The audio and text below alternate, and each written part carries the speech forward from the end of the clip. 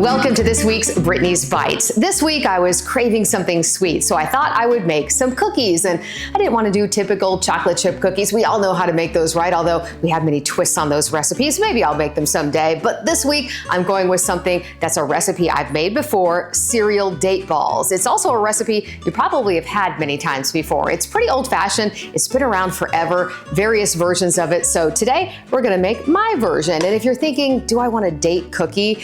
I know, maybe you've not had one before, but you might be surprised at how good they are. I know when I tried it the first time, I was sold. So here's why we make it. The good news is you don't even have to put it in the oven. We've got a pan heating up here, so we want to get our butter in. We just have 3 tablespoons of butter. Probably could have unwrapped this first, but make sure I don't get any wrapper in there. Okay. Again, I already have my pan heated up. It's, I think, medium high right now, so we want to get that melted down. And to that, we're going to add a couple more ingredients. We're going to add an egg, and I just have 1 egg here, and it's already beaten, pre-beaten as well.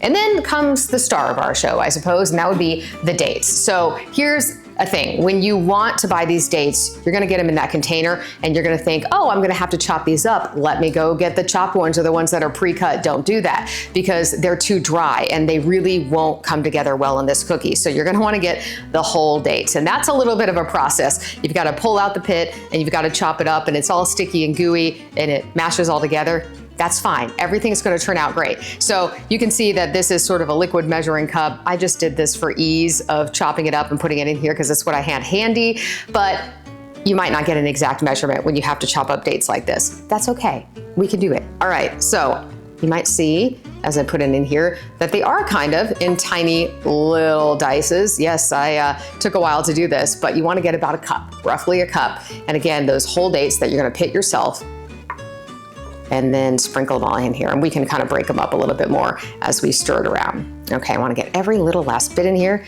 I didn't spend all that time chopping these for nothing. All right, all over my hands. So we're gonna keep this going, and we wanna make sure that all of this gets mixed together. And I have not been paying attention because we don't wanna scramble the eggs. Oh goodness. All right, hopefully we haven't gotten this too out of control.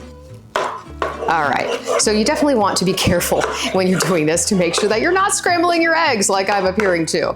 I think we're gonna be okay though. All right, you're gonna melt this butter down and the eggs, bring it all together, and you want this mixture to get nice and bubbly. I'm also going to put in some sugar here, so let me quickly do that. So 1 cup of sugar. All right, there we go. And again, we're gonna bring this all together. So probably if I was smart, I would have waited a second to put in the eggs. I'm paying attention or not paying attention and talking to you guys. All right, I think it's gonna be fine. All right, so I'm gonna keep mixing this up. It's gonna get nice and bubbly, and then we're gonna take it off the heat to add the other things. So I'm gonna keep stirring, keeping an eye on it, and then we will come back when it gets all nice and melted together and bubbly. This is getting nice and bubbly now. It's all coming together and melted and all nice and gooey. So now it's time to turn off the heat and take it off the heat. So we're gonna do that. And then we're gonna add the next few things. Only a few ingredients, like I said, easy ones too. You might already have them in their pantry. So 3/4 cup of pecans, chopped, and these are in pieces. Whichever ones you wanna do, totally fine. We're gonna mix that up. And then we've got 2 cups of those crispy rice cereal. Get that mixed up. And then also, before I get this too dry, a 1/2 teaspoon of vanilla. We always want to add our vanilla off the heat, right? Let's do it over here. Perfect. Now it's time to mix this together. I always feel like this is the hardest part because it feels like it doesn't want to come together, but it does, I promise.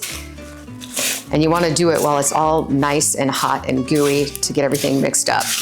And then there's only one more step after this. And like I said, the best part of this, no oven, no baking time, just melt some butter and the other ingredients, and you've got the cookies coming together. And that also gets you to the end result in the cookie faster, right? Okay, I'm gonna just take a second to get this all mixed up, and then what you need to do is give it just a few minutes to cool, because we're gonna grab them and roll them into balls, and you don't wanna burn your hands off. So what I'm gonna do is just get this all combined, mixed up, and let it sit and start to cool for just a few minutes. Now, obviously you've sort of gotta make sure that you're not letting it cool too much and that they all just get too hard to work with, so you gotta keep an eye on it. And when it's just good enough or cool enough for you to grab and handle, that's when I would start rolling them into balls. And then we'll talk about how we're gonna do that in the next step. So we'll be right back.